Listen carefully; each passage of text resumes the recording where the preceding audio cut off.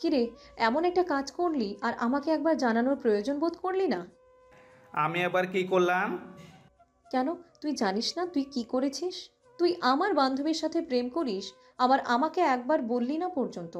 অন্যদের মুখ থেকে আমার শুনতে হয়। তুই হঠাৎ করে এসব কি বলছিস? মাথা নষ্ট হয়ে গেছে নাকি তোর? আমি আবার তোর বান্ধবীর সাথে কখন প্রেম করতে গেলাম? আজব তো। আমার মাথা নষ্ট হয়নি, তুই বাসায় আয়, তোরে দেখতেছি। এই বলে নিহা চলে গেল। আব্দুল তো পুরোই ভ্যাবাচাকা খেয়ে গেল। হঠাৎ করে এর আবার কি হলো? আমি আবার কখন ওর বান্ধবীর সাথে প্রেম করতে গেলাম? এসব ভাবতে ভাবতে আব্দুল ক্লাসে চলে গেল, কারণ আবির এখনও আসে নাই। আব্দুল একটা টেবিলে বসে আছে। এমন সময় তার কয়েকটা ক্লাসমেট তার কাছে এসে বলল, আব্দুল, আমাদের ট্রিট কোথায়? হঠাৎ আবার কিসের টিক? বারে, প্রেম করিস আর আমাদের ট্রিট দিবি না? ক্লাসমেট হিসেবে তো ট্রিট পাওয়ার অধিকার তো আমাদেরও আছে। কি রে, কি বলিস তোরা? আমি আবার কার সাথে প্রেম করতে গেলাম? আমি প্রেম করি আবার আমিই জানি না? কেন, মিষ্টি আপুর সাথে? তোদের কে বললো আমি মিষ্টির সাথে প্রেম করি? কেন, আবির ভাইয়া তো সবাইকে বলে বেড়াচ্ছে তুই আর মিষ্টি একে অপরকে ভালোবাসিস। এটা তো পুরো কলেজ জানে। এখন বল, ট্রিট কখন দিবি? তোদের টিট আমি দেওয়াচ্ছি, দাঁড়া। আগে আবিরে বাচ্চারে দেখে আসি।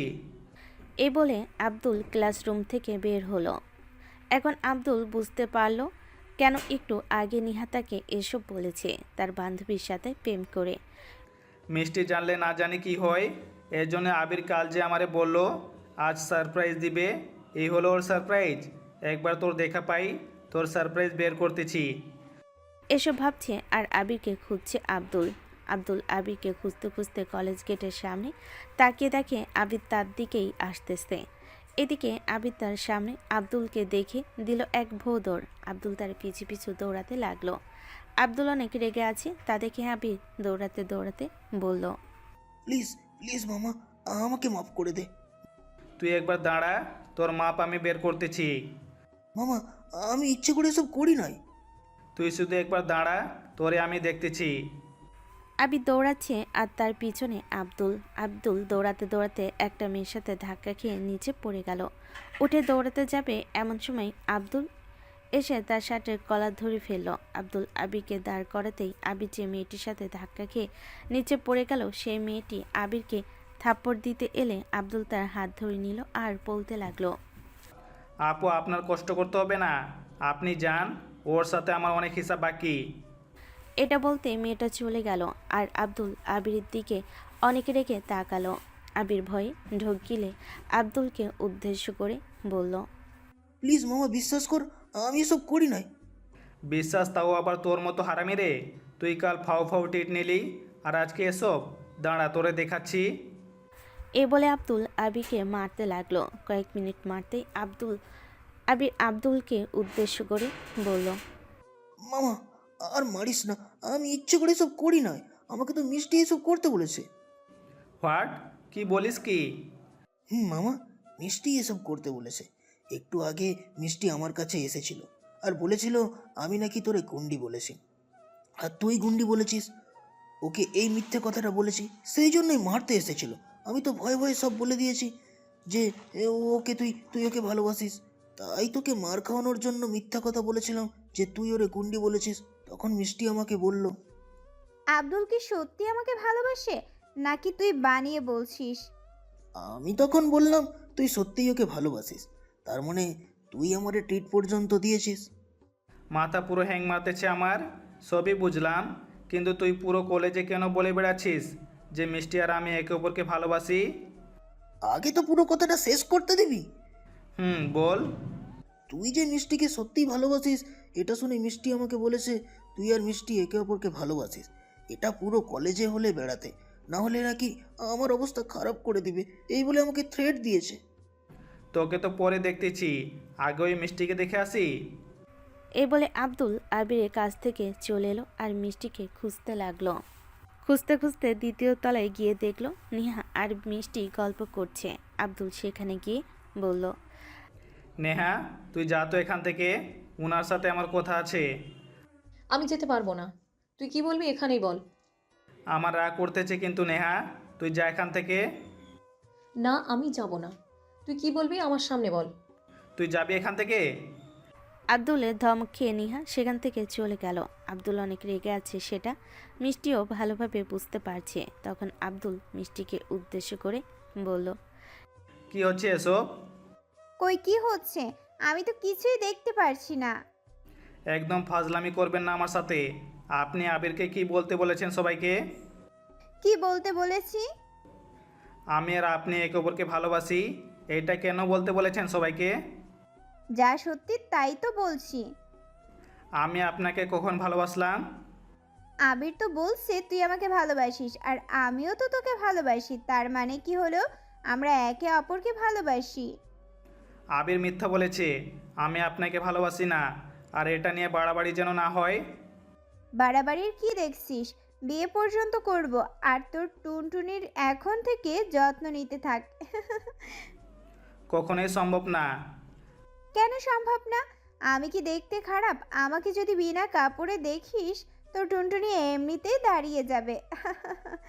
না, আমি তোর ভালোবাসার যোগ্য না। নাকি তোর আমি তোর সিনিয়র বলে? জানি না। কি জানি না? তোকে তো বলতে হবে তুই আমাকে ভালোবাসিস কিনা। সত্যি করে চোখের দিকে তাকিয়ে সত্যি বল, ভালোবাসিস নাকি না আমাকে? এটা বলে মিষ্টি আব্দুলের চোখের দিকে তাকিয়ে রইল। আব্দুল কিছু বলছে না, কী বা বলবে? সেও তো মিষ্টিকে ভালোবাসে, তার মনেও তো মিষ্টির জন্য জায়গা আছে, যা আব্দুল কখনো অস্বীকার করতে পারবে না। আব্দুল চুপ করে আছে, কোনো কথা বলছে না। মিষ্টি গভীর ভালোবাসা নিয়ে তাকিয়ে আছে আব্দুলের দিকে। আব্দুল কিছু বলছে না। তখন মিষ্টি বলল, কিরে বল, ভালোবাসিস কিনা? বাসি বাসি, আমিও আপনাকে ভালোবাসি। আব্দুলের মুখে এই কথা শোনা মাত্রই মিষ্টি আব্দুলের মুখে নিজের বুকে শক্ত করে আব্দুলকে জড়িয়ে ধরে। সাথে সাথে আব্দুল মিষ্টিকে ছাড়িয়ে নিয়ে বলল, দেখো মিষ্টি, আমি যেদিন তোমাকে প্রথম ছাদে দেখি সেদিনই তোমার উপরে ক্রাশ খাই, মানে ভালো লাগে। তারপর আস্তে আস্তে তোমাকে ভালো লাগতে শুরু করে। কাল রাতে তোমার কথা চিন্তা করে আমি একটুও ঠিকভাবে ঘুমাতে পারিনি। আমার ভালো লাগা যে কখন ভালোবাসায় রূপ নিয়েছে তা আমি নিজেও জানি না। কখন যে আমার মনে অজান্তে তোমাকে ভালোবেসে ফেলেছি আমি নিজেও জানি না। কেন জানি না তোমার সাথে ঘুরতে ঝগড়া করতে ভালো লাগে। আমার ভালোবাসা কয়েকদিনে হলেও আমি তোমাকে অসম্ভব ভালোবেসে ফেলেছি। জানি কখনো ভুলতে পারবো না তোমায়। সর্বশেষ একটা কথা বলতে চাই, আমিও তোমাকে অসম্ভব ভালোবাসি, যা কখনো প্রকাশ করা যাবে না। কিন্তু আব্দুল আর কিছু বলল না, থেমে গেল। তখন মিষ্টি আব্দুলকে উদ্দেশ্য করে বলল, কিন্তু কি?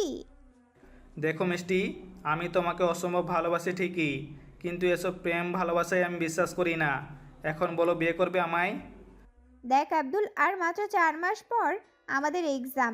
এখন যদি বিয়ে করি তাহলে আমাদের পড়াশোনার অনেক ক্ষতি হয়ে যাবে, যা কল্পনারও বাহিরে। পড়াশোনার সাথে বিয়ের কী সম্পর্ক? অনেকেই তো বিয়ের পর পড়াশোনা করে, সেটা তোমার নিজের উপর। আর তোমাকে তো আমি সংসারে মনোযোগ দিতে বলছি না। এক্সামের পর সংসারে মনোযোগ দিবে তুমি। এটা কখনোই সম্ভব না, কারণ পরীক্ষা শেষ হওয়ার আগে আমাকে বাসা থেকে কখনোই বিয়ে দিবে না। আর এভাবে হুট করে বিয়ে করতে চাইলে তো হবে না। তোমার বাসায় আমি রাজি করাবো। দেখো আব্দুল, আমি তোমাকে বলছি না যে আমি তোমাকে বিয়ে করব না। আমাদের এক্সাম তো শেষ 4 মাস পর। এক্সামের পর পর না হয় আমরা বিয়ে করে ফেলবো। এই 4 মাস তুমি অপেক্ষা করতে পারবে না? এই 4 মাস আমরা একে অপরের সাথে ভালোবাসা, শ্রদ্ধা, মর্যাদা এবং ভালোভাবে জেনে নিব। তুমি আমার কথাটা বোঝার চেষ্টা করো। আমাকে বোঝাতে হবে না, আমি সব বুঝে গেছি। আসলে তুমি আমাকে বিশ্বাস করতে চাইছো না। এখানে বিশ্বাস অবিশ্বাসের কথা আসলো কই থেকে?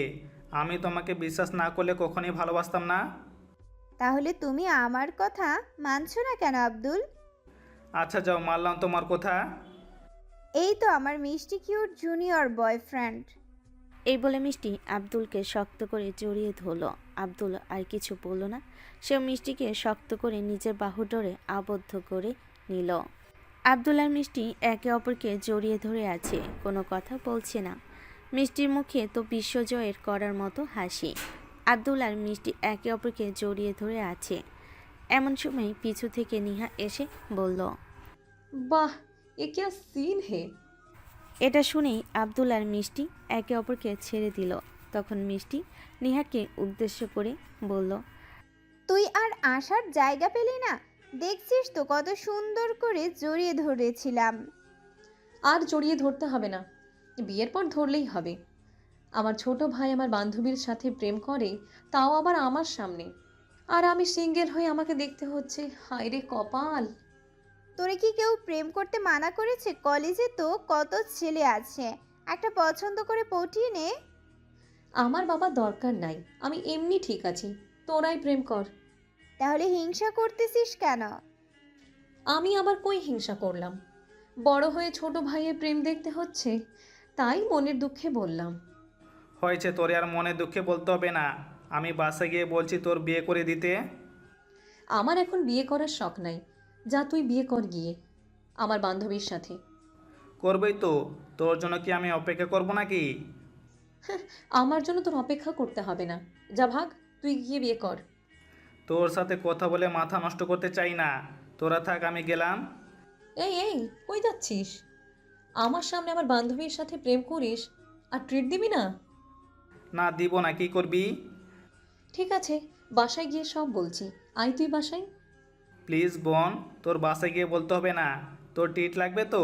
ঠিক আছে, কাল টিট দিব, যা। না, আজকেই লাগবে। প্লিজ বোন, বোঝার চেষ্টা কর। আমার কাছে টাকা নেই। একটা কাজ কর, তুই আমার টাকা ধার দে, আমি দিয়ে দিব কাল। শিয়ালকে ধার দিব মুরগি? হাসালি। তাড়াতাড়ি চল, ট্রিট দিবি, না হলে আমি বাসায় গেলাম। এই তোরা থাম, আমি ট্রিট দিব, চল। এই না হলো আমার জান, তুমি 1 মিনিট দাঁড়াও। আবির আর কয়েকজনকে ডেকে নিয়ে আসি। বেচারা অনেক মার খাইছে আমার হাতে। তুমি ওদের নিয়ে ক্যান্টিনে আসো, আমরা ক্যান্টিনে যাচ্ছি। ওকে। তারপর মিষ্টি আর নিহা ক্যান্টিনে চলে গেল। আব্দুল, আবির আর তার কয়েকটা ক্লাসমেট নিয়ে চলে গেল ক্যান্টিনে। তারপর সবাই মিলে আড্ডা দিতে দিতে খাবার খেতে লাগলো। তারপর খাওয়া দাওয়া শেষ করে যে যার ক্লাসে চলে গেল। আব্দুল তার ক্লাসে এসে এক একে সব ক্লাস শেষ করলো। তারপর ক্লাস থেকে বেরিয়ে গেটের কাছে দাঁড়িয়ে মিষ্টি অপেক্ষা করতে লাগলো। কিছুক্ষণ পর মিষ্টি আর নেহা বেরিয়ে আসলো। তখন মিষ্টি নেহাকে উদ্দেশ্য করে বলল। নেহা, তুই হেঁটে হেঁটে বাসায় চলে যা, আমি আর আব্দুল কোথাও থেকে ঘুরে আসি। যা যা, তোদেরই তো দিন। হায় আল্লাহ, আমি এসব দেখার আগে তুমি উপরে তুলে নিলে না কেন? তুই রাস্তার মধ্যে দাঁড়া, আমি গাড়ি দিয়ে তোরে উপরে পাঠিয়ে দিচ্ছি। আমার এত তাড়াতাড়ি উপরে যাওয়ার ইচ্ছা নেই। এখনও বেঁচে আছি কার সাথে বিয়ে হবে দেখার জন্য, জামাই পিটানোর জন্য। হয়েছে, এখন যা এখান থেকে, আমরা ঘুরে আসি। আমার বান্ধবীকে পেয়ে আমাকে তাড়িয়ে দিচ্ছিস? যা ভাববি সেটাই, চল যা এখান থেকে। যাচ্ছি যাচ্ছি, তোদের প্রেম দেখার ইচ্ছে নেই আমার। আর একটা কথা, আসার সময় আমার জন্য ফুচকা নিয়ে আসবি, না হলে তো বুঝতেই পারছিস। ওকে, আনবো, যা এখন। তারপর নিহা চলে গেল সেখান থেকে। আব্দুল আর মিষ্টি ঘুরতে বের হলো। বেশ কিছুক্ষণ ঘোরাঘুরি করে একটা পার্কে চলে গেল তারা।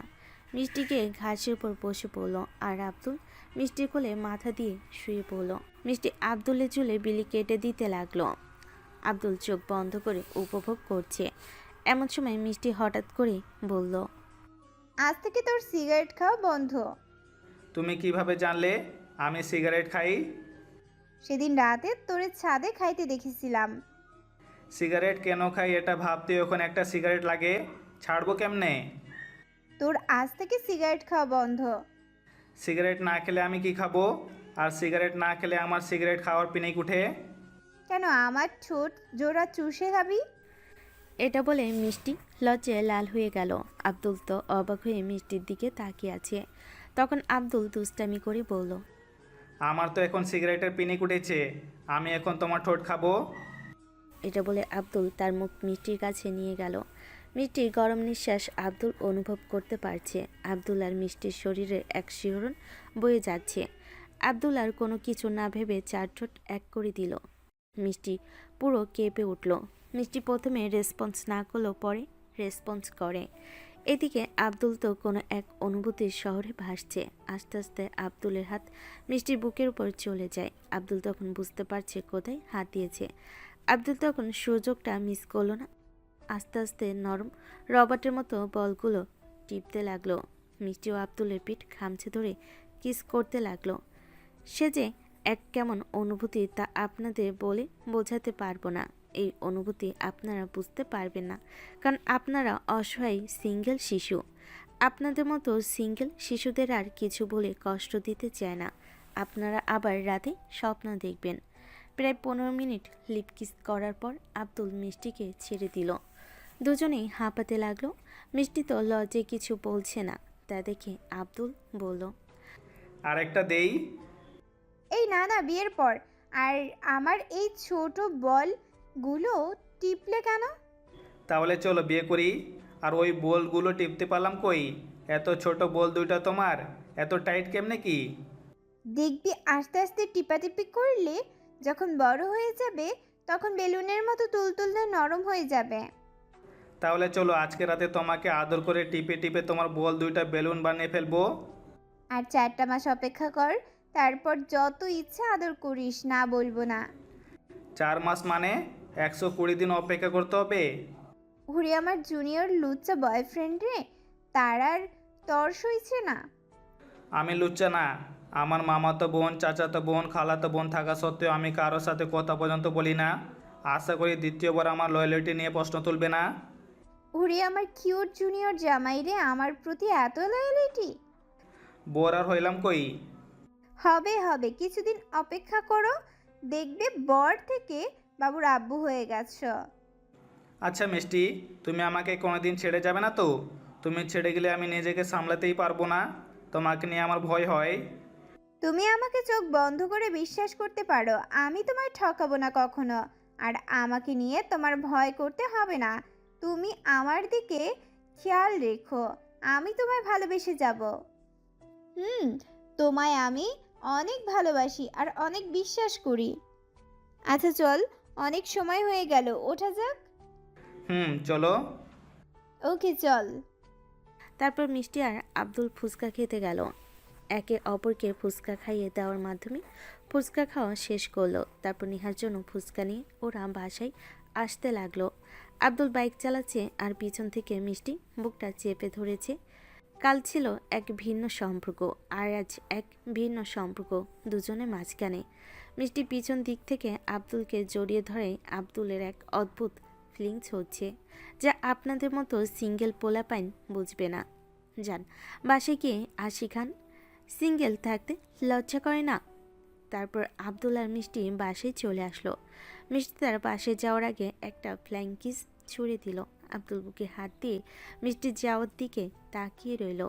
মিষ্টি তার বাসার ভিতরে ঢুকে গেল। আব্দুল তার বাসার কলিং বেল চাপ দিল। কিছুক্ষণ পর নিহা এসে দরজা খুলে দিল। নিহা আব্দুলকে উদ্দেশ্য করে বলল, কিরে, প্রেম করা হলো? তার বলতে, তোর মতো সিঙ্গেল নাকি আমি? তুই এসব প্রেম টেম বুঝবি না। আমি সিঙ্গেলই ভালো আছি, আমার প্যারা নেওয়ার ইচ্ছে নাই। কয়েকদিন পর বুঝতে পারবি প্যারা কাকে বলে। আর ও যে গুন্ডি, সামনে দেখিস প্যারা কাকে বলে। জানি, আর তুইও আমাকে চিনিস না। ওর গুন্ডি স্বভাব ভালো করে দিব কয়েকদিনে। যাই হোক, ওরে কখনো কষ্ট দিস না। এমনি গুন্ডি, কিন্তু ওর মনটা অনেক ভালো। আমার বান্ধবী বলে বলছি না, ওর মতো মেয়ে হয় না। জানি আমি, তোকে বলতে হবে না। ভিতরে আসতে দে। আর এই নে তোর ফুচকা। এই বলে আব্দুল নিহাকে ফুচকা দিয়ে চলে আসলো তার রুমে। আর নিহা তো ফুচকা পেয়ে সেই খুশি। বুঝি না মেয়ে মানুষ এত খুশি হয় কেন ফুচকা পেলে। কমেন্ট বক্সে জানিয়ে যাবেন। তারপর আব্দুল রুমে গিয়ে ফ্রেশ হয়ে দিল এক ঘুম, কারণ অনেক ক্লান্ত হয়ে আছে। সন্ধ্যার সময় আব্দুলের ঘুম ভাঙে কানে নাকে সুরসুরি হওয়ার কারণে। আব্দুল ঘুমো ঘুমো চোখে তাকিয়ে দেখে মিষ্টি তার চোখ দিয়ে আব্দুলের নাকে কানে সুরসুরি দিচ্ছে। আব্দুল এটা দেখে মিষ্টিকে বুকের সাথে চেপে ধরল। আব্দুল মিষ্টিকে শক্ত করে বুকের সাথে চেপে ধরতেই মিষ্টি চমকে যায়। পরক্ষণে নিজেকে সামলে নিয়ে আব্দুলের থেকে ছাড়িয়ে নেয়। তখন আব্দুল বলে, কখন এলে তুমি? এই তো এখনই এসে দেখলাম তুমি ঘুমাচ্ছ, তাই দুষ্টুমি করতেছিলাম। ও আচ্ছা, তুমি থাকো, ফ্রেশ হয়ে নেই। তারপর আব্দুল ফ্রেশ হতে ওয়াশরুমে চলে গেল। মিষ্টি আব্দুলের ঘরটা ভালোভাবে দেখতে লাগলো। কিছু কিছু জিনিস অগোছালো, তা গুছিয়ে দিচ্ছে। গুছিয়ে বিছানায় গিয়ে বসে ফোন চালাতে লাগলো। প্রায় 5 মিনিট পর আব্দুল ওয়াশরুম থেকে বের হয়ে দেখে মিষ্টি পুরো ঘরের লুক চেঞ্জ করে ফেলেছে। আব্দুল আর কিছু বলল না। তখন মিষ্টি বলল, এই ছাদে চলো, নিহার সেখানে আমার জন্য অপেক্ষা করছে, সবাই মিলে আড্ডা দেওয়া যাবে। চলো তাহলে। তারপর আব্দুল আর মিষ্টি ছাদে চলে আসলো। এসে দেখে নিহা ফোন চালাচ্ছে। তারপর আব্দুল মিষ্টির কোলে মাথা দিয়ে দোলনায় শুয়ে পড়ল। নিহা কিছু বলছে না, এদের কাহিনী দেখছে আর আফসোস করছে। এভাবেই তিনজনে আড্ডা দিতে লাগলো। কিছুক্ষণ আড্ডা দেওয়ার পরই সবে নিচে নামলো। তারপর সবাই মিলে রাতের ডিনার করে নিল। মিষ্টি চলে গেল তার বাসায়, আর আব্দুল চলে এলো তার রুমে। রুমে এসে আব্দুল বসে বসে গেমস খেলতে লাগলো। কিছুক্ষণ গেম খেলে ঘুমানোর প্রস্তুতি নিবে, অমন সময় ফোনটা বেজে ওঠে। তাকিয়ে দেখে অপরিচিত নাম্বার, তাই রিসিভ করলো না। এভাবে 2-3 বার ফোন দিতে লাগলো, আর আব্দুল ফোন কেটে দিতে লাগলো। কেননা আব্দুল কোনো অপরিচিত নাম্বার রিসিভ করে না। 2-3টা বার কল কেটে দিতে টং করে একটা মেসেজ এলো। আব্দুল তাকিয়ে দেখে মেসেজটাই লেখা, আমি মিষ্টি বলছি, ফোনটা রিসিভ করো তাড়াতাড়ি, না হলে খারাপ কিছু হয়ে যাবে। এটা দেখতেই আব্দুল হালকা ভয় পেতে লাগলো। অনেকবার ফোন কেটে দিয়েছে, না জানি কত রেগে আছে। আব্দুল আরও কিছু ভাবার আগেই আবারও ফোনটা বেজে উঠল। সাথে সাথেই আব্দুল ফোন রিসিভ করলো। ফোন রিসিভ করতেই ফোনের ওপাশ থেকে মিষ্টি বলল, তোরে কতবার ফোন দিলাম, ধরলি না কেন? ইচ্ছে করছে তোরে বাসায় গিয়ে মেরে আসি। আমি কি জানি নাকি এটা তোমার নাম্বার? আর আমি আননোন কোনো নাম্বার রিসিভ করি না। নাম্বারটা সেভ করে রাখ, আমি যদি ফোন দেই সাথে সাথে রিসিভ করবি, যেই অবস্থাতেই থাকিস না কেন। আর যদি রিসিভ না করিস তাহলে তোর কপালে দুঃখ আছে। ঠিক আছে, আর ভালোভাবেও তো কথা বলতে পারো। কেউ ভালোবাসা মানুষের সাথে এভাবে কথা বলে? আমার রাগ উঠলে আমি এর চেয়ে ভালোভাবে কথা বলতে পারি না, তাই আমাকে রাগাবি না কোনো সময়। ওকে, রাগাবো না। এখন তো ঠিকভাবে কথা বলো। ঠিক আছে জান, ঠিকভাবে কথা বলছি। ওলে লে আমার বাবুটা এখন কি করে? ফাজলামি করো আমার সাথে? তোমার বাবু এখন ঘাস কাটবা? কি? ঘাস। এভাবে দুষ্টু মিষ্টির কথার সাথে দুষ্টামি করতে করতে রাত প্রায় 1টা বেজে গেল। আব্দুলের অনেক ঘুম পাচ্ছে। তখন আব্দুল মিষ্টিকে উদ্দেশ্য করে বলল, জান, আমার খুব ঘুম পাচ্ছে, আমি ঘুমাবো। ফোন রাখলাম। এই একদম ফোন রাখবি না। তো আমি এখন কি করব? আমার ঘুম পাচ্ছে অনেক। আচ্ছা একটা কাজ কর, আমাকে ভিডিও কল দে, তারপর ফোনটা এক সাইডে রেখে ঘুমিয়ে পড়, যেন তোর মুখ ভালোভাবে দেখা যায়। এখন দেখার কি আছে? আমার ঘুম পাচ্ছে না এখন, তুই ভিডিও কল দিবি কিনা বল। দিচ্ছি জান। কেয়ার করার আব্দুল ভিডিও কল দিয়ে ফোনটা এক সাইডে রেখে দিল, যেন মিষ্টি স্পষ্টভাবে তার মুখ দেখতে পায়। তারপর আব্দুল ঘুমাতে লাগলো, আর মিষ্টি আব্দুলের দিকে তাকিয়ে রইল। কিছুক্ষণ পর মিষ্টিও আব্দুলের দিকে তাকিয়ে ঘুমিয়ে পড়ল। প্রায় সকাল 8টা, এমন সময় আব্দুলের ঘুম ভাঙে। মিষ্টি ডাকে। আব্দুল ভালোভাবে তাকিয়ে দেখে রুমে তো মিষ্টি কোথাও নেই। ডাকছে কই থেকে, আর রুমের দরজাও তো লক করা। এমন সময় মিষ্টি বলল, আরে গাধা, ফোনের মধ্যে দেখ। আব্দুল ফোনের দিকে তাকিয়ে দেখে এখনও ভিডিও কল প্লে করা আছে, আর তার মধ্যে দিয়ে মিষ্টি আব্দুলকে ডাকছে। আব্দুল ফোনটা হাতে নিয়ে তাকিয়ে দেখে চার্জ প্রায় ফুরিয়ে এসেছে। তারপর আব্দুল মিষ্টির সাথে কিছু কথা বলে ফোনটা চার্জে দিয়ে ফ্রেশ হতে গেল। এভাবেই চলতে লাগলো মিষ্টি আর আব্দুলের জীবন। দিনে কলেজে খুনসুটি, আড্ডা, আর বিকেলে ঘুরতে যাওয়া, রাত প্রায় 1টা পর্যন্ত ফোনে কথা বলা, এভাবেই কাটতে লাগলো তাদের দিন, যা বলে বোঝানোর মতো না। দিন দিন মিষ্টি আর আব্দুলের সম্পর্কটা আরও গভীর হচ্ছে। আব্দুল তার সর্বোচ্চটা দিয়ে মিষ্টিকে ভালোবাসে, আর মিষ্টিও সেম। আব্দুল প্রায় পুরোপুরি মিষ্টির ওপর নির্ভরশীল। মিষ্টি যেটা বলবে আব্দুল সেইটা করবে, যেটা করতে বারণ করবে সেটা করবে না। আব্দুলের পুরো জীবন জুড়ে শিরা উপশিরায় মিশে আছে মিষ্টি। আব্দুলের জীবনে মিষ্টি ছাড়া আর কিচ্ছু নেই। কয়েকদিনের সম্পর্ক হলেও মিষ্টিকে অসম্ভব ভালোবাসে আর বিশ্বাস করে মিষ্টিকে। এভাবেই যেতে লাগলো তাদের দুষ্টু মিষ্টি দিন। এভাবেই চলে গেল প্রায় 3 মাস। সামনে তাদের এক্সাম, কিন্তু ভালোবাসার কোনো চা নেই। সামনে এক্সামের পড়াশোনায় চাপ থাকা সত্ত্বেও এক বিন্দু পরিমাণ ভালোবাসা তাদের মধ্যে কমেনি। এক বিন্দু পরিমাণ অবহেলা কেউ কাউকে করে না। আব্দুল আর মিষ্টির সম্পর্ক দেখে অনেকেই জ্বলে, কেন তাদের সম্পর্কে এরকমভাবে হয় না। নিহা আর আবির সহ আব্দুলের সব ফ্রেন্ডই খুশি, কারণ দুজন দুজনকে অসম্ভব ভালোবাসে, যা বলে বোঝানোর মতো নয়। এভাবেই চলে গেল 3 মাস। আব্দুল আর মিষ্টি ক্যাম্পাসে আড্ডা দিচ্ছে। এমন সময় একজন বলল, আচ্ছা ঠিক আছে, আপনি যান, আমি আসতেছি। মিষ্টি তুমি এখানে থাকো, আমি আসতেছি। ঠিক আছে যাও, আমি যাব কি? না, তোমার যেতে হবে না, তুমি এখানে বসো, আমি 5 মিনিটে আসতেছি। আচ্ছা ঠিক আছে। তারপর আব্দুল চলে গেল প্রিন্সিপালের রুমে। গিয়ে দেখে প্রিন্সিপাল স্যার বসে বসে কিছু ফাইল ঘাঁটছে। তা দেখে আব্দুল বলল, স্যার আমি আসবো? আরে আব্দুল, আসো ভেতরে আসো। স্যার আমায় ডেকেছিলেন? হুম, সামনে তো তোমাদের এক্সাম, তা পড়াশোনা কেমন চলছে? আলহামদুলিল্লাহ স্যার, ভালোই। যে কারণে তোমায় ডেকেছিলাম তা হলো, তুমি তো তোমার পুরনো কলেজের কাগজপত্র এখনো এনে দিলে না। তোমার সমস্যার কারণে আমি বলেছিলাম পরে এনে দিতে। তুমি যদি এখন কাগজপত্র না এনে দাও, তাহলে তো তুমি পরীক্ষা দিতে পারবে না। আসলে স্যার আমার মনে ছিল না। আচ্ছা, আমি 1-2 দিনের ভিতরে গিয়ে নিয়ে আসবো সব কাগজপত্র। আচ্ছা ঠিক আছে, আর মন দিয়ে পড়াশোনা করো। এক্সামের আর কয়েকদিন বাকি মাত্র। ঠিক আছে স্যার, এখন আসি তাহলে। ঠিক আছে, এসো। তারপর আব্দুল প্রিন্সিপাল রুম থেকে বেরিয়ে মিষ্টির কাছে আসতে লাগলো আর কিছু একটা চিন্তা করতে লাগলো। তারপর আব্দুল মিষ্টির কাছে চলে এলো। আব্দুলকে চিন্তিত দেখে মিষ্টি বলল, কি হয়েছে তোমার, চিন্তিত দেখাচ্ছে কেন? আরে না, এমনি। প্রিন্সিপাল স্যার কি বলল? আমার ভর্তির সময় আমি আমার পুরনো কলেজের কাগজপত্র নিয়ে আসিনি। সময় নিয়েছিলাম কয়েকদিনের জন্য, সেজন্য ডেকেছিল। ওহ, তাহলে কি তুমি এখন চট্টগ্রাম যাবে? তুমি কিভাবে জানলে? আমি আগে চট্টগ্রামে থাকতাম। নিহা বলেছে। ও আচ্ছা।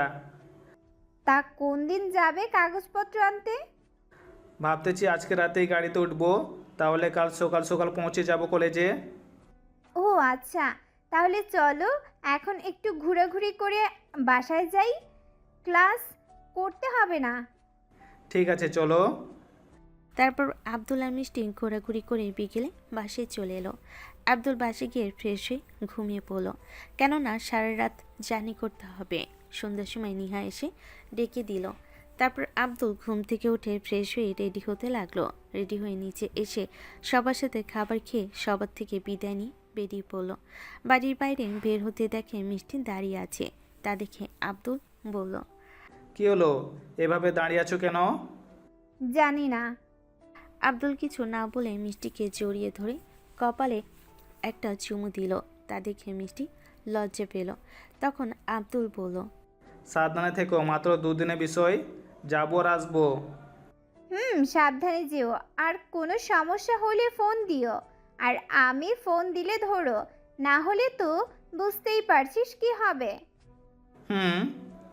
তারপর আব্দুল মিষ্টি থেকেও বিদায় নিয়ে চলে এলো বাস স্টেশনে। তারপর একটা চট্টগ্রামের উদ্দেশ্যে টিকিট কেটে আধা ঘন্টা পর গাড়িতে উঠে পড়ল আর চট্টগ্রামের উদ্দেশ্যে রওনা হলো।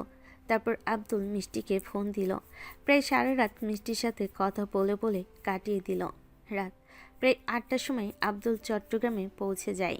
বাস থেকে নেমে আব্দুল ফোনটা বের করে ফোন দিল রানাকে। রানাকে হয়তো এতদিন ভুলে গেছেন। রানা হলো আব্দুলের বন্ধু পুরনো কলেজে।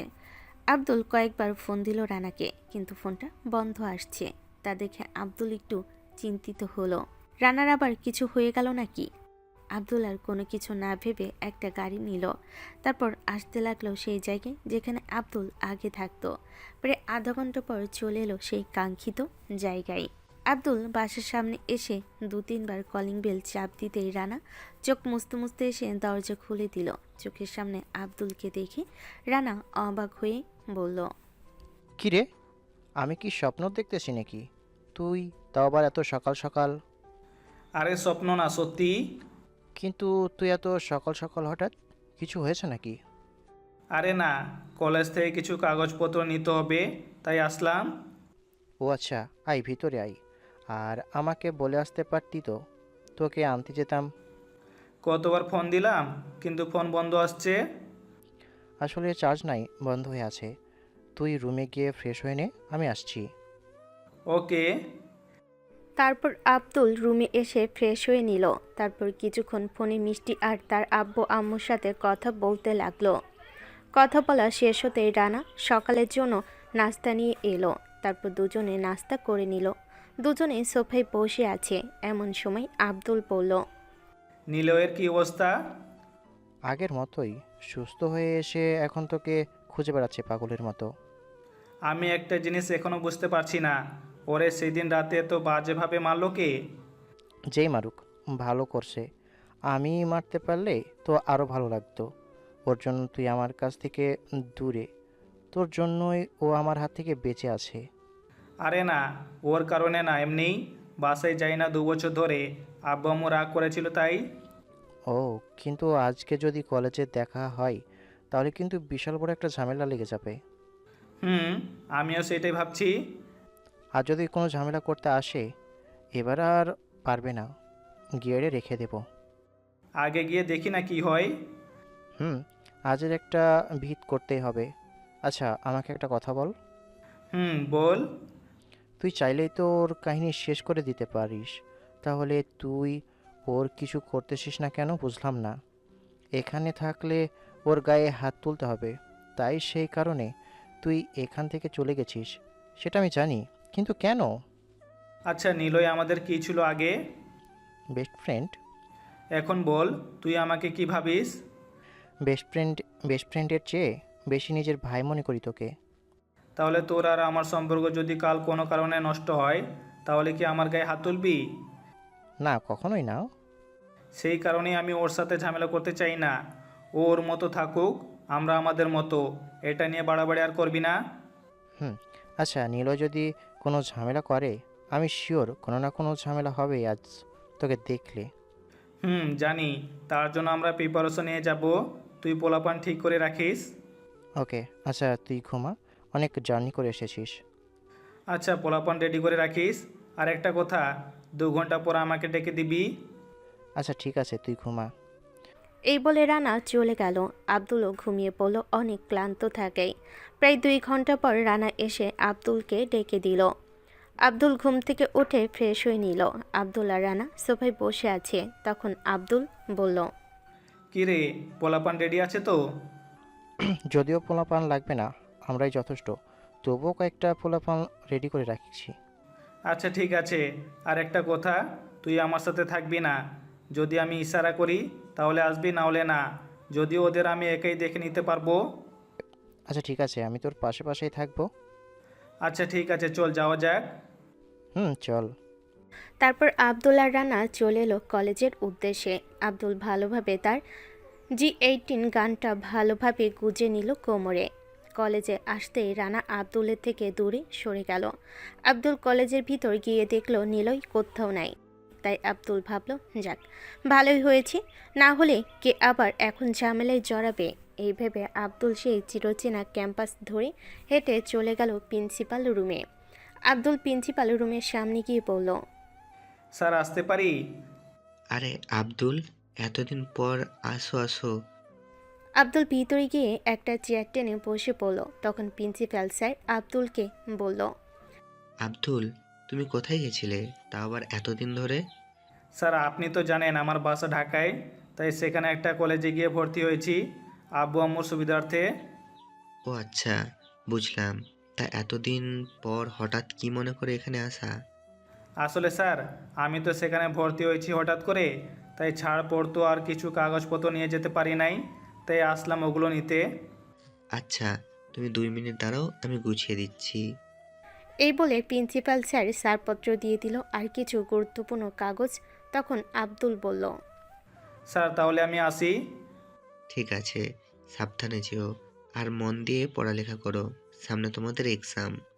হুম, তাহলে আমি আসি, আর ভালো থাকবেন স্যার। আচ্ছা এসো।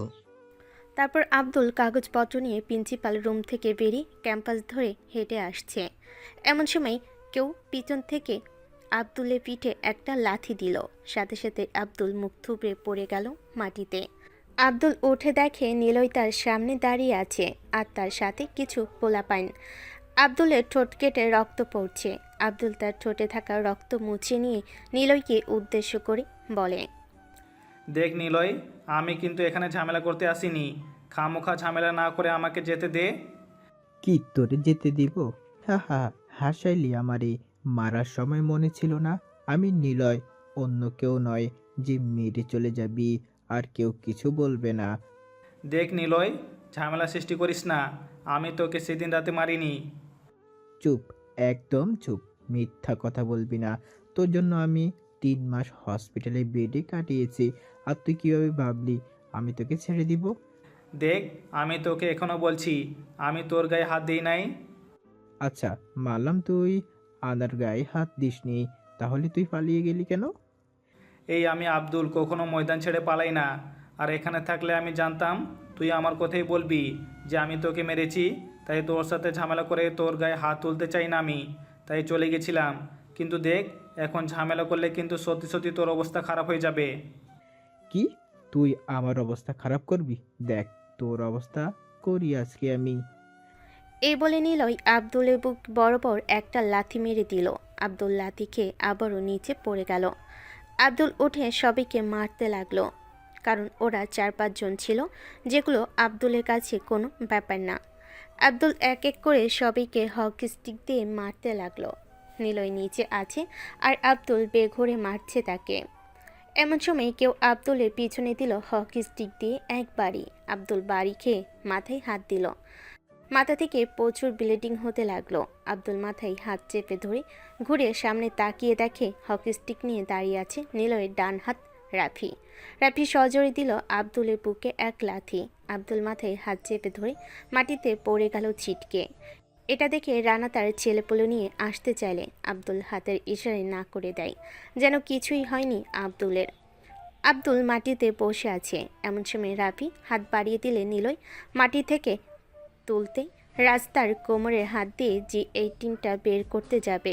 এমন সময় রাফি নিলয়কে মাটি থেকে একটু উঠিয়ে আবারও বুকে লাথি দিয়ে ফেলে দিল নিলয়কে।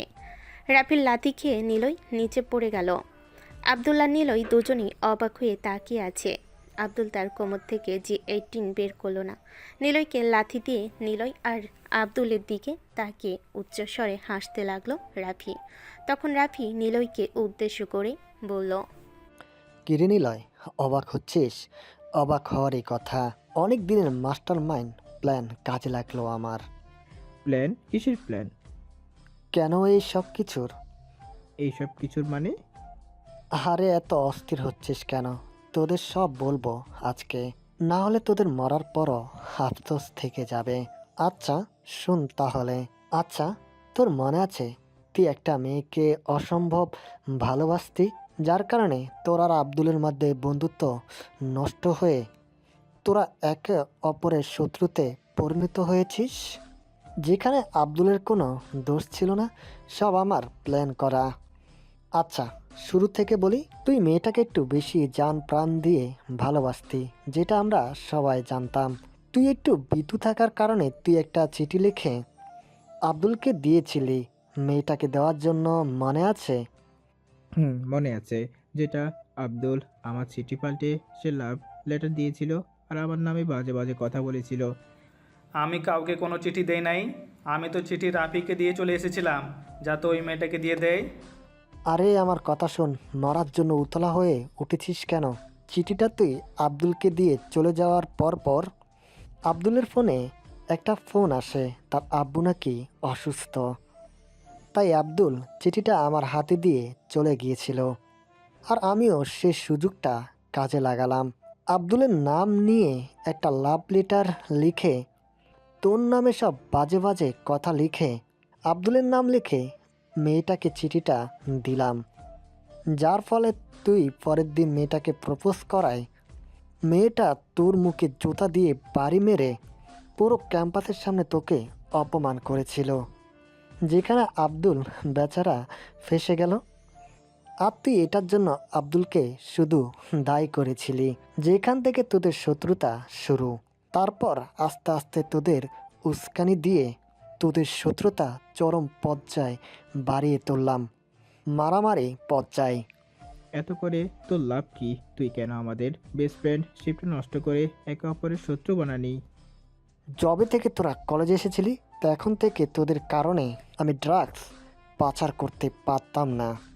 আমি পুরো কলেজ রাজত্ব করতাম, ড্রাগস পাচার করতাম, আর তোরা এসে সব নষ্ট করে দিলি।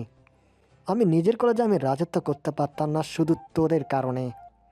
আরও আমার অনেক ক্ষতি হয়েছে শুধু তোদের কারণে। তোদের বন্ধুত্ব এতটাই মজবুত ছিল যে আমি কিছু করতে পারতাম না, তাই আমি আস্তে আস্তে তোদের সাথে মিশে যাই।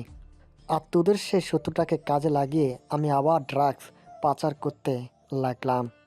ওই দিন রাতে তো আমি নিলয়কে মারিনি, তাহলে কি তুই? আমি ওদিন রাতে নিলয়কে মেরেছিলাম, কিছু পোলাপান দিয়ে মুখে মাস্ক লাগিয়ে। আর আসার সময় তোর নাম বলেছিলাম, যার কারণে নিলয় ভেবেছে তুইয়ে ওকে মেরেছিস। এই দিন যাতে আমাকে না মেরে ফেলে বাঁচিয়ে রাখার কারণ কি? ওদিন রাতে মেরে ফেলে আজকে এই কাঙ্ক্ষিত দিন আসতো না। তোকে যদি মেরে ফেলতাম তাহলে আব্দুল আমাকে কোনোভাবে খুঁজে মেরে ফেলতো, কারণ আব্দুল এখনও তোকে বেসম্যান ভাবে, তাই তোর গায়ে হাত তোলে না। তোকে যদি আমি মেরে ফেলতাম তাহলে আব্দুল তোর খুনি ভেবে আমাকে মেরে ফেলতো। তাই ওদিন তোকে মেরে আধা মারা করে রেখেছিলাম, যাতে তুই আব্দুলকে মেরে ফেলার জন্য খুঁজে বেড়াস। আর তুই বোকার মতো আমার কথা ধরে আব্দুলকে মারতে আসবি, যদিও এই কাঙ্ক্ষিত দিনটি 3 মাস আগে আসার কথা। আব্দুল চলে যায়, সেই কাঙ্ক্ষিত দিনটি আজ এলো, তোদের একসাথে মারবো আমি। এবার রেডি হ মরার জন্য। আরে তুই আমারে এখনও চিনিস নাই। আমি যদি আমার পুরনো রূপ ধরি তাহলে এখানে একটাও মানুষও বেঁচে থাকবে না। যা এবার উপরে যা, ইউর টাইম ইজ ওভার। এটা বলেই আব্দুল তার কোমর থেকে G18টা বের করে পুরো 6টা গুলি রাফির বুকে মেরে দিল। রাফি বুঝে ওঠার আগেই কয়েক সেকেন্ডের মধ্যেই হঠাৎ আব্দুল এমনটা করবে এটা কল্পনারও অতীত। আচমকাভাবে কয়েক সেকেন্ডের মধ্যেই ঘটে গেল ঘটনাটা। আব্দুলের সামনে রাফির মৃতদেহটা পড়ে আছে। আব্দুল এবার উঠে দাঁড়ালো। রানা আর দূরে না থেকে আব্দুলকে এসে ধরল, কারণ আব্দুলের মাথা থেকে এখনও রক্ত পড়তেছে। আর কিছু পোলাপাইন নিলয়কে ধরে উঠে দাঁড় করালো। রানা আব্দুলকে ধরে নিয়ে চলে আসতে লাগলো। পিছন থেকে ফিরে নিলয়ের দিকে তাকিয়ে মুচকি একটা হাসি দিয়ে চলে আসতে লাগলো। নিলয় পিছন দিক থেকে কিছু বলার চেষ্টা করলেও বলতে পারলো না। কী বা বলবে নিলয়? বলার মতো ভাষাই বা মুখ কোনোটাই তার নাই। রানা আব্দুলকে ধরে সেখান থেকে নিয়ে চলে এলো। তারপর হসপিটালে গিয়ে মাথায় ব্যান্ডেজ করে নিল। তারপর রানা আর আব্দুল বাসায় চলে এলো। আব্দুল আর রানা বসে আছে মুখোমুখি। তখন রানা বলল, এখন কি করবি? কি আর করবো, সন্ধ্যার সময় গাড়িতে উঠবো। আজকে রাতটা থাক অন্তত, কাল সকালে যাস। না, আমার কাজ আছে, চলে যেতে হবে। তাহলে এখানে আর আসবি না? আরে আসবো, কয়েকদিন পর পর তোর সাথে দেখা করে যাব। তা নয় বুঝলাম, কিন্তু তুই নাই তাই আর এখানে থাকতে ভাল লাগে না। কার সাথে আড্ডা দিব, কার সাথে কি করব? আরে দেখবি আস্তে আস্তে সব ঠিক হয়ে যাবে। আর একটা কথা, নিলয়ের সাথে সম্পর্ক আগের মতো করে নিবি। কখনোই সম্ভব না। ওর মতো বেঈমান এর সাথে বন্ধুত্ব কখনোই না। ওর মতো বন্ধু থাকার চেয়ে না থাকাই ভালো। আরে এখানে ওর কোনো দোষ নাই, সব খেলা খেলেছে তো রাফি। তুই তো জানিস নিলয় একটু কম বুঝে, যার ফলে আছে এই পরিস্থিতি। আমি তো বিষয়টা এখনও মেনে নিতে পারছি না, আর নিলয় কীভাবে বুঝতে পারবে? বুঝলাম, কিন্তু আমি নিলয়ের সাথে সম্পর্ক ঠিক করতে পারবো না। এটাতে অন্তত তুই আর জোর করিস না। সেটা তোর ব্যক্তিগত ব্যাপার। আমি বললাম, জাস্ট বললাম একবার। এখন তুই চাইলে নিলয়ের সাথে মিশতে পারিস, নাও মিশতে পারিস। আমি তোকে জোর করব না। ভাবতেছি আমিও ঢাকায় চলে আসব এক্সাম শেষ করে। ঢাকায় এসে করবি কি তুই? আরে তোর হয়তো মনে নাই, ঢাকায় আমার মামা থাকে। সেখান থেকে পড়ালেখা করব তোর সাথে। এখানে আমার একা একা ভাল লাগবে না। আচ্ছা, সেটা নয় পরে দেখা যাবে, আগে এক্সাম শেষ হোক। হুম। আরও টুকটাক কথা বলতে লাগলো আব্দুল আর রানা। এমন সময় আব্দুলের ফোনটা বেজে উঠল। আব্দুল ফোনে স্ক্রিনে তাকিয়ে দেখে মিষ্টি। আব্দুল ফোনটা রিসিভ করে মিষ্টির সাথে কথা বলতে লাগলো। রানার বসে না থেকে বাইরে চলে গেল দুপুরে খাবার আনতে। আব্দুল মিষ্টির সাথে 5 মিনিটের মতো কথা বলে ফোনটা রেখে দিল। কিছুক্ষণের মধ্যেই রানা খাবার নিয়ে আসলো। তারপর দুজনে খাবার খেয়ে যে যার রুমে চলে গেল, কারণ দুজনই ক্লান্ত। আব্দুল তার রুমে এসে শুয়ে পড়ল, কারণ একে তো সারা রাত ঘুম হয়নি, একটু আবার এত কাহিনী, সাথে আব্দুলের মাথাটাও ব্যথা করছে আঘাত পাওয়ার কারণে। আব্দুল শুয়ে পড়তেই কিছুক্ষণের মধ্যে ঘুমের দেশে পাড়ি জমালো। প্রায় সন্ধ্যার সময় রানা আব্দুলকে ডেকে দিল। আব্দুল ফ্রেশ হয়ে নিচে নামলো, রেডি হয়ে তার ব্যাগটা নিয়ে। তারপর দুজনে রাতের ডিনার করে বাস স্টেশনের উদ্দেশ্যে বেরিয়ে পড়ল। রানা যাচ্ছে আব্দুলকে এগিয়ে দিতে, আব্দুল আর রানা যাচ্ছে বাস স্টেশনের দিকে। এমন সময় রানা বলল, একটা কথা শুনলাম, কি কথা? নিলয় নাকি তার বাসায় চলে যাবে এক্সাম শেষ করেই, এখানে নাকি আর থাকবে না।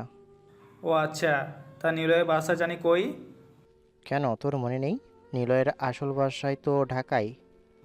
না, আমার মনে ছিল না। তার ঢাকার কোথায় থাকে ওরা?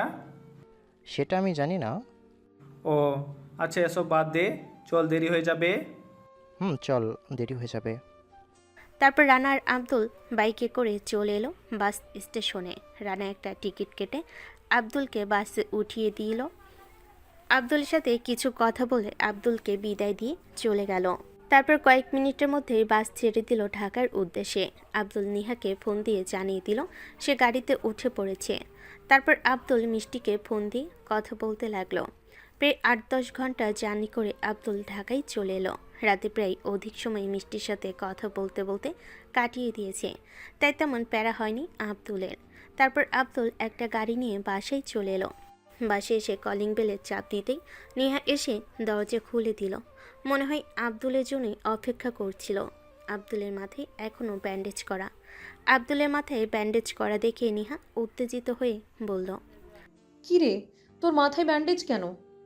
নিশ্চয়ই সেখানে গিয়েও মারামারি করেছিস। আরে না, ওয়াশরুমে পড়ে গেছিলাম, তাই একটু মাথায় চোট পেয়েছি, কিছুই হয়নি। আমার তো বিশ্বাস হচ্ছে না তোর কথা। তোর বিশ্বাস নিয়ে আমার কোনো কাজ নেই, সর সামনে থেকে, অনেক জার্নি করে এসেছি, ঘুম পাচ্ছে। এই বলে আব্দুল তার রুমে চলে গেল। ব্যাগটা বিছানায় ফেলে দিয়ে গা এলিয়ে দিল বিছানায়। ক্লান্ত থাকায় কিছুক্ষণের মধ্যেই ঘুমিয়ে পড়ল আব্দুল। প্রায় 2 থেকে 3 ঘন্টা ঘুমানোর পর আব্দুলের ঘুম ভাঙল কারোর কোমল হাতের স্পর্শে। আব্দুল চোখ খুলে তাকিয়ে দেখে মিষ্টি তার মাথার পাশে বসে তার মাথায় হাত বুলিয়ে দিচ্ছে। আব্দুল মিষ্টিকে বলল, কখন এসেছো? এই তো আধা ঘন্টা হবে। আমাকে ডাকো নাই কেন? আমি এসে দেখলাম তুমি ঘুমিয়ে আছো আর অনেক জার্নি করে এসেছো, তাই আর ডাকিনি। আচ্ছা, তুমি এখন যাও, আম্মু এসে দেখে ফেলে খবর আছে। তোমার আম্মু তো আমার বাসায় গেল, আন্টির কাছ থেকে শুনলাম তুমি এসেছো, তাই আর দেরি না করে চলে এলাম। আচ্ছা ঠিক আছে, তুমি বসো, আমি ফ্রেশ হয়ে আসছি। তোমার মাথায় কি হয়েছে? ঘুমের মধ্যেও হাত দিলে ব্যথা পাচ্ছ? আসলে ওয়াশরুমে পড়ে গেছিলাম, তাই একটু চোট লেগেছে। এটা বলে আব্দুল ওয়াশরুমে চলে গেল ফ্রেশ হতে। ফ্রেশ হয়ে বের হয়ে মিষ্টিকে নিয়ে নিচে নেমে এলো। আব্দুল আর মিষ্টি নিচে নেমে দেখে নেহা সোফায় বসে বসে ফোন চালাচ্ছে। আব্দুল আরও মিষ্টি গিয়ে সোফায় বসে পড়ল। তখন নেহা বলল, কি রে, প্রেম করা হলো তোদের? না, হয় নাই, এখন করমু। এ বলে মিষ্টি নেহার সামনে আব্দুলের গালে কিস করে দিল। তা দেখে নেহা বলল, কি রে, তোর লজ্জা শরম নাই? আমার সামনে বসে আমার ছোট ভাইকে কিস করছিস? আমি আমার জামাইকে কিস করেছি, এখানে লজ্জা পাওয়ার কি আছে? বিয়েই হইল না, আবার জামাই? যত সব ঢং। হয়নি তো কি হয়েছে, হয়ে যাবে। আমার জামাইকে আমি 100 বার কিস করব, তোর কোনো সমস্যা? এটা বলে মিষ্টি আবার আব্দুলের গালে কিস করে বসলো। তখন নেহা বলল, আমার কোনো সমস্যা নাই। তোরা কিস করলি না শারীরিক সম্পর্ক করলি তা আমার দেখার সময় নাই। তোরা থাক, আমি গেলাম। এটা বলে নেহা সেখান থেকে উঠে তার রুমে চলে গেল। আব্দুল আর মিষ্টি একসাথে হেসে উঠল। আব্দুল কিছু না বলে মিষ্টির গালে একটা কিস করে বসলো। মিষ্টিও কিছু বলল না। এভাবে যেতে লাগলো দুদিন। মিষ্টি আর আব্দুলের খুনসুটিময় ভালোবাসা দিন দিন বাড়তে লাগলো। তাদের খুনসুটি দুষ্টামি এর মধ্য দিয়েই দিন যেতে লাগলো। এভাবে দেখতে দেখতে চলে গেল অনেক দিন। আর মাত্র একটা পরীক্ষা বাকি। আব্দুল আর মিষ্টি দোলনায় বসে আছে, আর নিহা ছাদের এক কোণে একটা চেয়ারে বসে বই পড়ছে। আব্দুল মিষ্টির কোলে মাথা দিয়ে শুয়ে পড়ল। তখন মিষ্টি বলল, কাল থেকে তো আমার পরীক্ষা শেষ। কালকে বাসে এসে আমাদের ভালোবাসার কথা জানাবো। আচ্ছা ঠিক আছে, তবে একটা কথা, কাল কিন্তু আমাকে কলেজের সবার সামনে গোলাপ দিয়ে প্রপোজ করতে হবে। আচ্ছা ঠিক আছে, করব। আচ্ছা প্রপোজ পরে করিস, আগে বাসায় গিয়ে পড়তে বস দুইজনে। এই কাল না তোদের পরীক্ষা? ভালো ছেলেদের বেশি পড়তে হয় না, অল্প পড়লেই হয়। তুই গাদি, তুই পড়। রেজাল্টের সময় দেখব নি কত ভালো পড়েছিস, কে কত বড় গাধা। এখন যা রুমে গিয়ে পড়তে বস। আর মিষ্টি তুইও যা পড়তে বস। ওর চক্করে তোর পড়ালেখাও দিন দিন লাটে উঠছে। তারপর কেউ আর কোনো কথা বলল না। মিষ্টি তার বাসায় চলে গেল। আব্দুলও তার রুমে গিয়ে পড়তে বসলো। পরের দিন সবাই যথাসময়ে পরীক্ষা দিতে গেল। পরীক্ষা শেষ হওয়ার 10 মিনিট আগে নেহা বেরিয়ে পড়ল। আব্দুল আর মিষ্টির জন্য অপেক্ষা করছে, কিন্তু কেউ আসছে না। তাই নেহা বিরক্ত হয়ে বাসার দিকে হাঁটা দিল। কিছুক্ষণ পর সবার পরীক্ষা শেষ হলে আব্দুল আর মিষ্টি বেরিয়ে দেখে নেহা কোথাও নেই, হয়তো বাসায় চলে গেছে। শেষ পরীক্ষা, তাই সবাই ক্যাম্পাসে দাঁড়িয়ে একটু কথা বলতে বলতে আড্ডা দিতে লাগলো। আসার সময় আব্দুল একটা গোলাপ নিয়ে এসেছে। আব্দুল সবার সামনে মিষ্টির সামনে হাঁটু গেড়ে বসে গোলাপটা এগিয়ে দিয়ে বলল, যদিও আমি গুছিয়ে ঠিকঠাকভাবে প্রপোজ করতে পারি না, তবুও প্রপোজ করছি শুধু তোমার কথা ভেবে। জানি না ভালোবাসা কাকে বলে। আমি ভালোবাসায় বিশ্বাস করতাম না, কিন্তু তোমায় দেখার পর আমার মনে এক অদ্ভুত অনুভূতি সৃষ্টি হয়। তোমার কাছে থাকলে তোমার প্রতি এক অদ্ভুত টান অনুভব করি। তুমি যখন আমার কাছে থাকো না, তখন পুরো দুনিয়া অন্ধকার লাগে। এই পৃথিবীতে তুমি ছাড়া আমি অসম্পূর্ণ। তোমায় দেখলে শুধু একটা কথাই মনে পড়ে, সৃষ্টিকর্তা তোমাকে শুধু আমার জন্যই নিজ হাতে সৃষ্টি করেছে। এগুলো যদি ভালোবাসা হয়, তাহলে আমি তোমাকে অনেক ভালোবাসি, যা হয়তো কখনো বলে প্রকাশ করতে পারবো না। তুমি চাইলে আমি তোমার জন্য পুরো পৃথিবীর সাথে লড়তে রাজি। তুমি আমার হাতে হাত রাখলে আমি পুরো পৃথিবীর ভালোবাসা তোমাকে এনে দিতে রাজি। তুমি আমার হাতে হাত রাখলে আমি পুরো পৃথিবীর ভালোবাসা আমি তোমাকে এনে দিতে রাজি। তুমি কি হবে আমার জ্যোৎস্না রাতে হাতে হাত রেখে চাঁদ দেখার সঙ্গী? তুমি কি হবে আমার আয়নের আম্মু? তুমি কি হাঁটবে আমার হাতে হাত রেখে শীতের দিনে ছোট ছোট ঘাসে জমে থাকা শিশির বিন্দু উপর দিয়ে? অবশেষে একটা কথাই বলতে চাই, ভালোবাসি, অনেক ভালোবাসি, অসম্ভব ভালোবাসি, নিজের জীবনের চেয়েও বেশি ভালোবাসি তোমায় আয়নের আম্মু। আব্দুল মিষ্টিকে প্রপোজ করে হাসি মুখে তার দিকে তাকিয়ে আছে, গোলাপটা এগিয়ে দিয়ে। এমন সময় কেউ একজন আব্দুলকে পিছন থেকে লাথি দিল। আব্দুল গিয়ে পড়ল মিষ্টির পায়ের সামনে। আব্দুল কিছু বুঝে ওঠার আগেই এটা হয়ে গেল। আব্দুল তাকিয়ে দেখে 6 থেকে 7টা ছেলে তার সামনে দাঁড়িয়ে আছে হকি স্টিক নিয়ে, আর তার মধ্যে একজন আব্দুলকে লাথি মেরেছে। আব্দুল কিছু বুঝতে পারছে না কেন তাকে মারা হলো। আব্দুল কিছু বলতে যাবে, তার আগেই ছেলেটা আবার আব্দুলকে মারতে আসলো। আব্দুল আর দাঁড়িয়ে না থেকে ছেলেটার বুকে এক লাথি দিল। লাথি খেয়ে ছেলেটা দূরে গিয়ে ছিটকে পড়ল। এটা দেখে বাকি ছেলেগুলো আব্দুলকে মারতে আসলো। আব্দুল তাদের হকি স্টিক নিয়ে তাদেরকেই মারতে লাগলো। আব্দুল হকি স্টিক দিয়ে এক এক করে সবাইকে মারতে লাগলো। সবাইকে মেরে প্রায় আধমরা করে ফেলেছে আব্দুল। আব্দুল ছেলেগুলোকে মারছে, এমন সময় কেউ পিছন থেকে আব্দুলের মাথায় হকি স্টিক দিয়ে এক বাড়ি দিল। আব্দুল মাথায় হাত দিয়ে ঘুরে দেখে তার সামনে মিষ্টি এক হাতে হকি স্টিক নিয়ে দাঁড়িয়ে আছে। এটা দেখে আব্দুলের মাথা ঘুরতে লাগলো।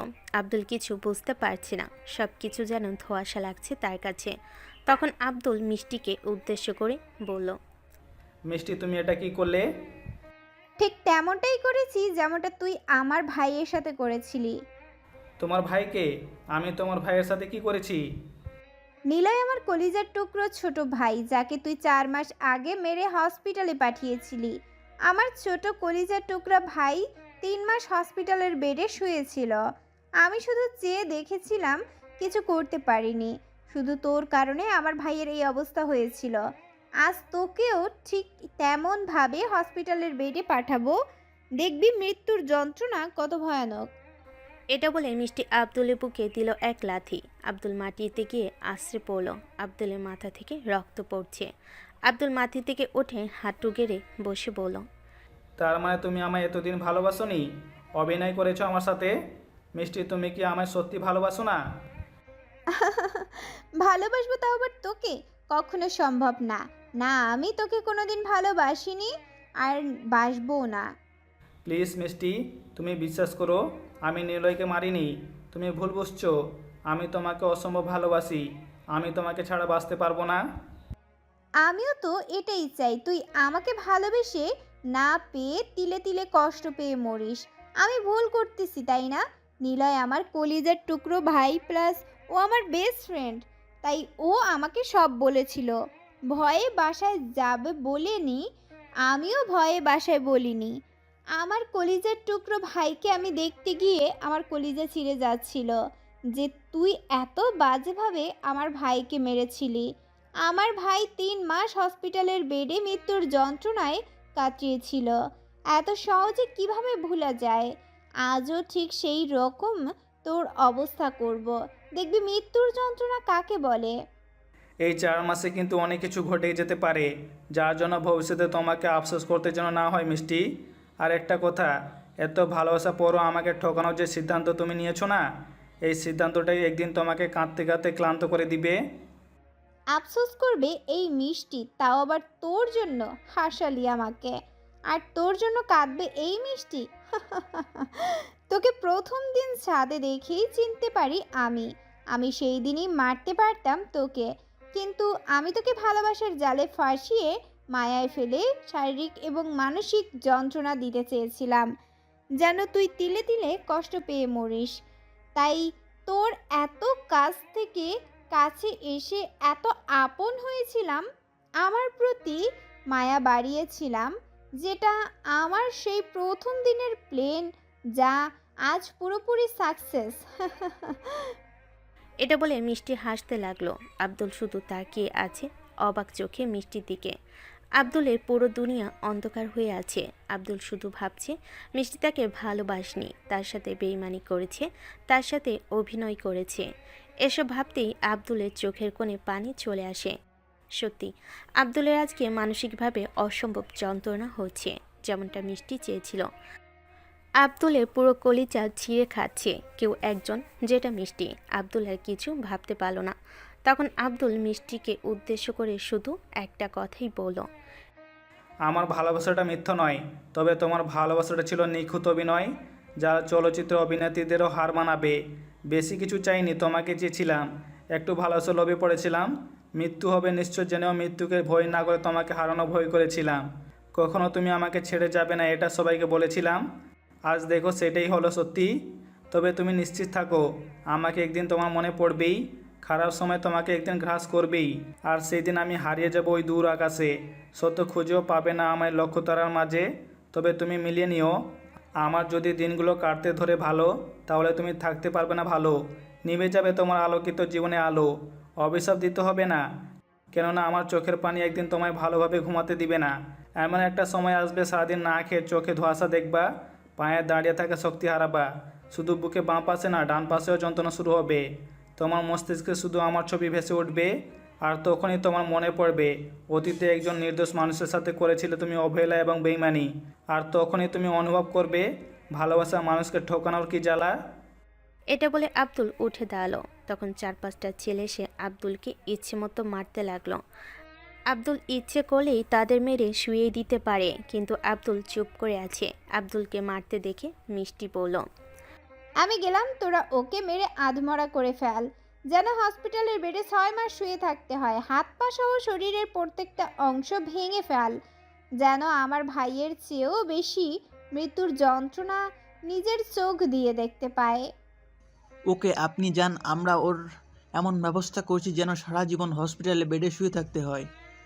আর একটা কথা, এটা ভিডিও করে আমার ফোনে পাঠিয়ে দিস, যেন আমার ভাইকে সারপ্রাইজ দিতে পারি। এটা বলে মিষ্টি সেখান থেকে চলে গেল। এদিকে ছেলেগুলো আব্দুলকে বেধড়ক মারতে লাগলো, আর একজন ভিডিও করতে লাগলো। আব্দুলকে মারতে মারতে প্রায় আধমরা করে ফেলেছে। আব্দুল কিছু বলছে না, চুপচাপ মার খাচ্ছে। আব্দুলের শরীরে যত না আঘাত, তার চেয়ে বেশি আঘাত তার মনে। আব্দুলের চোখের কোণে পানি জমে আছে। সাথে আব্দুলের মাথা থেকে রক্ত পড়ছে। এমন সময় কোথা থেকে যেন আবির আসলো। আবির আব্দুলকে বাঁচাতে গেলে ছেলেগুলো এবার আবিকে মারতে থাকে। ছেলেগুলো আবিকে মারতেছে, এমন সময় কেউ একজন পিছন থেকে একটা ছেলেকে লাথি দিল।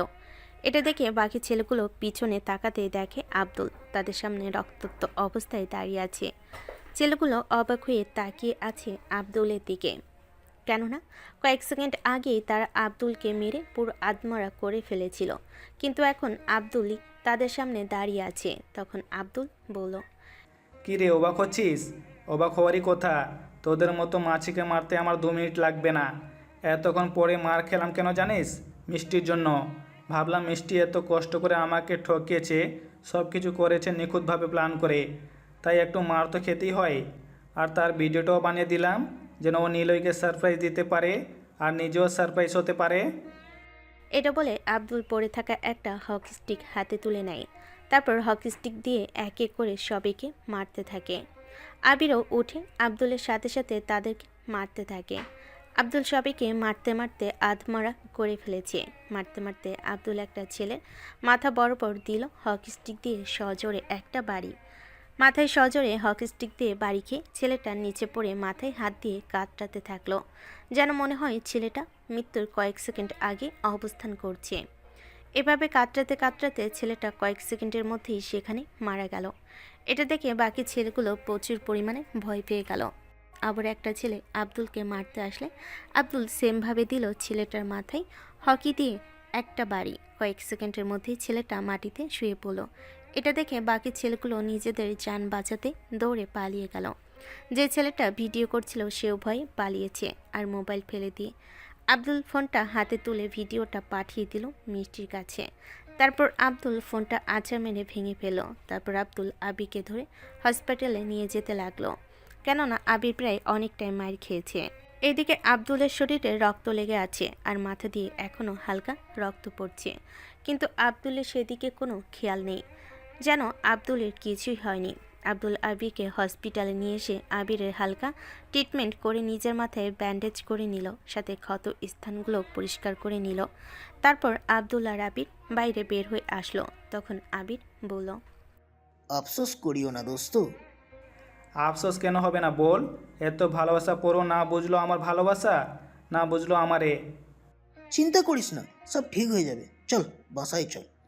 না, আমি বাসায় যাব না। তাহলে এখন কই যাবি তুই? আমি আগে যেখানে থাকতাম সেখানে। এখানে থাকলে মিষ্টি আমার চোখের সামনে পড়বে, কখনোই তাকে ভুলতে পারবো না। এমনি ওকে ভুলতে পারবো না জানি, তবুও চেষ্টা করবে তাকে ভুলে থাকার। একদিনে ভালোবাসা, 2 দিনে ঝামেলা, 3 দিনে ব্রেকআপ, আর 4 দিনে নতুন কেউ। চারিদিকে শুধু ফেক মানুষজন নিজেদের রিহার্সাল দেখাতেই ব্যস্ত। যতদিন তোমরা তোমাদের এই শহরের সস্তা ভালোবাসায় মেতে থাকবা, ততদিন আমি আর ফিরবো না এখানে। তাহলে আমাকেও কেউ নিয়ে চল। কোথায় যাবি তুই আমার সাথে? এর চেয়ে ভালো তুই বাসায় চলে যা। না, এই অবস্থায় আমি বাসায় গেলে ঝামেলা হবে। তার চেয়ে বরং আমিও তোর সাথে যাই।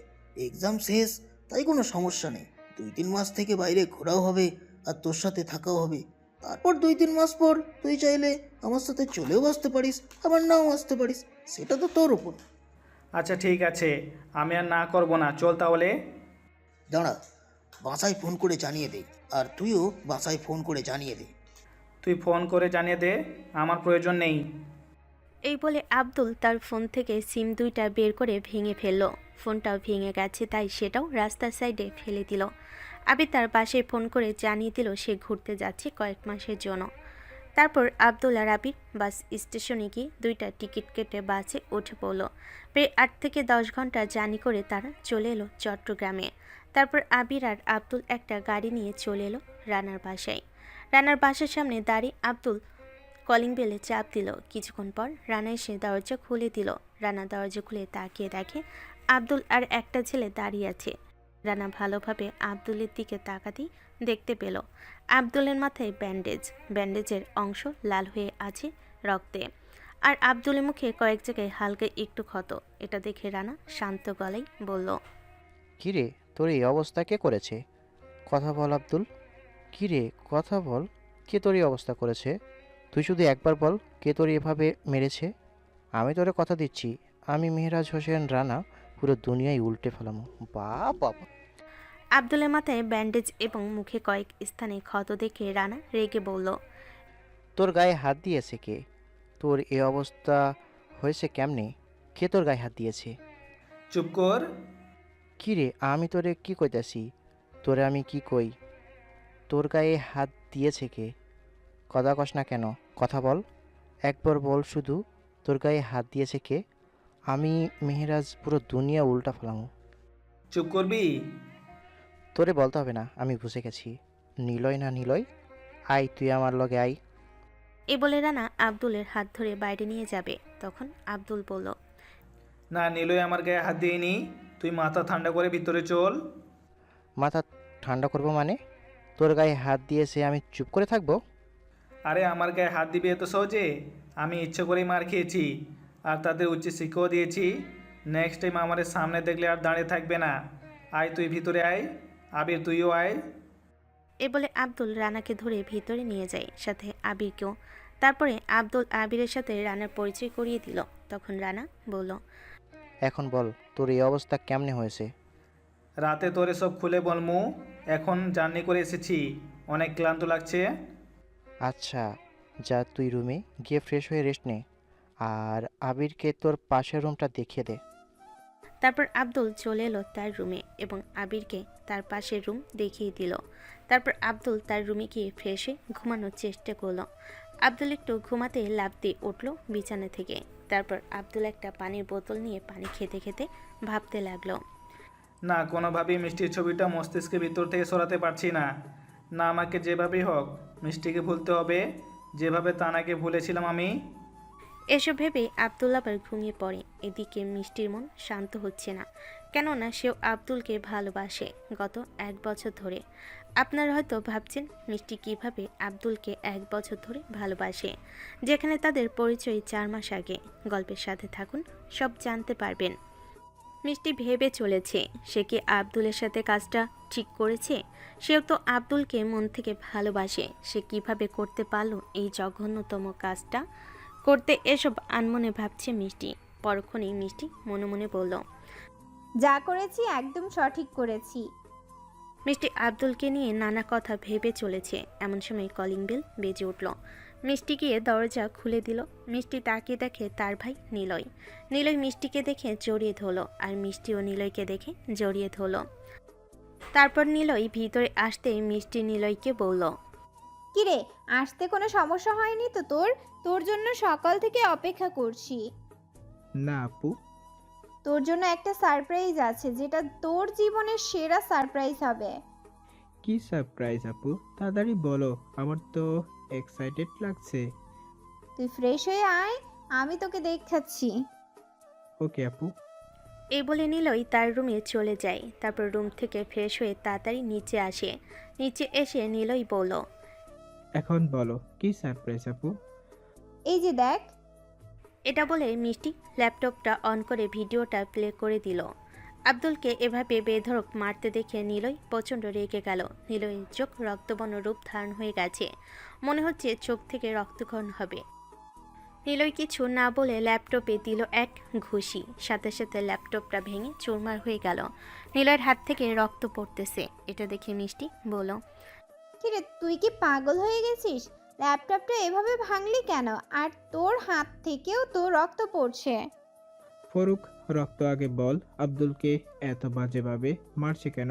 আর তুই এই ভিডিও কই থেকে পেলি? কেন আমি মারছি? তুই কি খুশি হসনি নিজের হাতে মারবি বলে? আব্দুল তোকে মারছে, আর আমি তাকে ছেড়ে দিব কিভাবে বল? হয়তো এখন হসপিটালের বেডে শুয়ে মৃত্যুর যন্ত্রণায় কাতরাচ্ছে। মিষ্টি এটা বলতে নিলয় কি করবে ভেবে পাচ্ছে না। নিলয় সাথে সাথে শরীরের সমস্ত শক্তি দিয়ে মিষ্টির গালে 2টা থাপ্পড় দিল। মিষ্টি থাপ্পড় খেয়ে ছিটকে সোফায় পড়ে গেল। মিষ্টি অবাক হয়ে তাকিয়ে আছে। আজ পর্যন্ত মিষ্টির গালে নিলয় হাত তোলা তো দূরের কথা, নিলয় মিষ্টির দিকে রেগে পর্যন্ত তাকায়নি। মিষ্টি গালে এত জোরে থাপ্পড় মেরেছে যে মিষ্টির চোখে পানি চলে এসেছে। তখন নিলয় বলল, তোকে আমার বোন ভাবতো ঘৃণা হচ্ছে। তুই কিভাবে পারলি এটা করতে? তুই না হরে 1 বছর ধরে ভালোবাসছি, আর আমি তোকে বলেছিলাম আব্দুল আমাকে মারছে, কিন্তু সত্যি কথা আব্দুল আমার গায়ে টাচ পর্যন্ত করেনি। তোকে কি আমি বলেছিলাম আব্দুলকে এভাবে মারতে? বরং আব্দুল আমাকে এক্সামের আগে রফিকের হাত থেকে বাঁচিয়েছে, যেটা তোকে বলা হয়নি। তারপর নিলয় সব কিছু খুলে বলে এক্সামের আগে কি কি হয়েছিল। এসব বলে নিলয় আবারও বলল, বল এখন আব্দুল কোথায়, তাড়াতাড়ি বল, না হলে খারাপ কিছু হয়ে যাবে। মিষ্টি তো সব কিছু শুনে কি করবে ভাবতে পারছে না। মিষ্টির চোখ বেয়ে অঝরে ধারাই পানি ঝরছে। আজকে আব্দুলের বলা কথাগুলো সত্যি হলো। সত্যি মিষ্টির চোখে ধোঁয়াশা দেখছে। মিষ্টি কান্না করতে করতে নিলয়ের পা জড়িয়ে ধরে বলে, প্লিজ ভাই, তুই আমাকে মাফ করে দে। আমি তো তোর জন্য সব করেছি। তুই আমাকে আব্দুলের কাছে নিয়ে চল ভাইয়া, আমি ওকে ছাড়া বাঁচবো না। এটা আগে মনে ছিল না। তোর মতো মেয়েকে ক্ষমা করা তো দূরে থাক, বোন বলতেও আমার ঘৃণা হচ্ছে। ছাড় আমাকে। এটা বলে নিলয় তার পা ছাড়িয়ে বাইরে চলে গেল। তারপর নিলয় এক একে শহরে সব হসপিটাল সহ নানা জায়গায় খুঁজে দেখল, কিন্তু কোথাও পেল না। তারপর নিলয় সন্ধ্যায় বাসায় ফিরে দেখে মিষ্টি অজ্ঞান হয়ে পড়ে আছে সোফার কাছে। হয়তো কান্না করতে করতে অজ্ঞান হয়ে গেছে। তারপর নিলয় মিষ্টিকে তুলে সোফায় শুয়ে দেয় এবং মুখে পানি ছিটা মারে। নিলয়ের আব্বা মুখেও ভাসে নেই। তার দুজনে দেশে বাইরে গেছে কোনো একটা কাজে। মিষ্টির মুখে পানি দিতে কয়েক মিনিট পর মিষ্টির জ্ঞান ফিরে। মিষ্টির জ্ঞান ফিরতেই মিষ্টি চোখের সামনে নিলয়কে দেখে আবারও কাঁদতে কাঁদতে জড়িয়ে ধরে। নিলয় কিছু বলছে না। তখন মিষ্টি বলল, প্লিজ ভাই, তুই আমাকে মাফ করে দে। তুই আমার আব্দুলকে এনে দে না। আমি ওকে ছাড়া বাঁচতে পারবো না। তুই তো জানিস আমি ওকে কতটা ভালোবাসতাম। তুই 1 বছর অপেক্ষা করে ওর ভালোবাসা পেয়ে তুই এমনটা কিভাবে করতে পারলি? আমি প্রতিশোধের আগুনে অন্ধ হয়ে গেছিলাম। আমার ভালোবাসাকে আমি বুঝতে পারিনি। প্লিজ ভাইয়া, তুই আমার আব্দুলকে এনে দে। সব জায়গায় বুঝলাম, কিন্তু কোথাও পেলাম না। কিন্তু তুই আব্দুলের এই দেখা কিভাবে পেলি? আর ওকে মারা তো এত সহজ না, ওকে কিভাবে মারলি? তারপর মিষ্টি এক একে সব খুলে বলে নিলয়কে। নিলয় সব শুনে কি বলবে খুঁজে পাচ্ছে না। বলার কোনো ভাষা নেই। তার কারণ এটা তার বোন।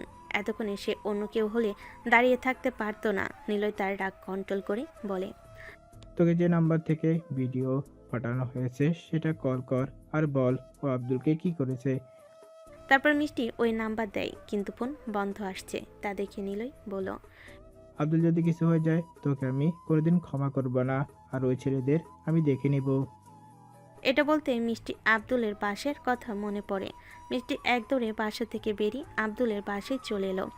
মিষ্টিকে এভাবে বাসা থেকে বেরিয়ে যেতে নিলয়ও তার পিছু পিছু আসতে লাগলো।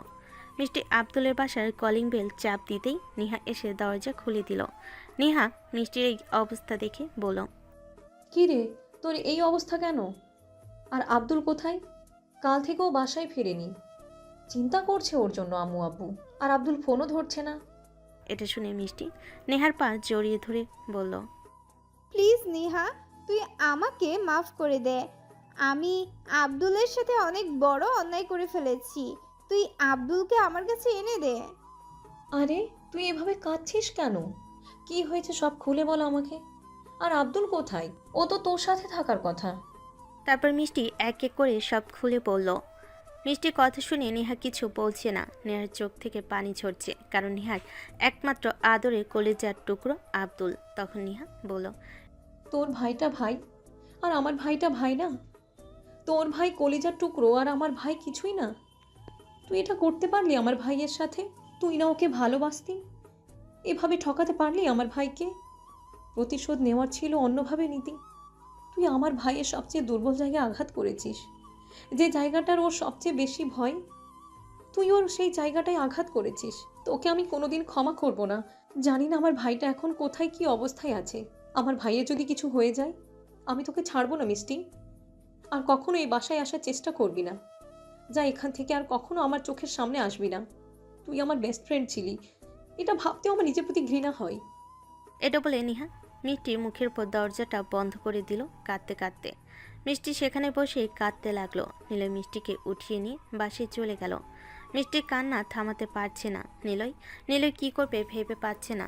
মিষ্টি অযোধ্যায় চোখের পানি ফেলছে। কাঁদতে কাঁদতে মিষ্টি একসময় অজ্ঞান হয়ে যায়। এদিকে আব্দুলের বাবা মা নিহা সবে আব্দুলকে খুঁজতে বেরিয়েছে।